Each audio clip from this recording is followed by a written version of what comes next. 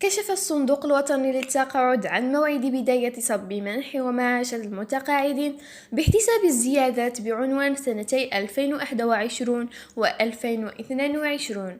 وحسب بيان الصندوق الوطني للتقاعد فإنه سيتم صب منح ومعاشة المتقاعدين باحتساب زيادات بعنوان سنتي 2021 و 2022 التي أقرها رئيس الجمهورية عبد المجيد.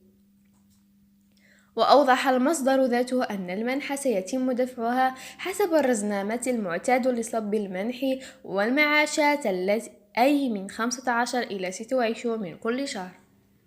كما سيتلقى المتقاعدون رسالة نصية قصيرة SMS تتضمن مبلغ الزيادات الجديدة، مخلفات التثمين لسنة 2021 وقيمة التثمين السنوي الخاص بعنوان سنة 2022، وهذا لتجنيبهم عن تنقل الوكالات المحلية من أجل الاستفسار على قيمة الزيادات.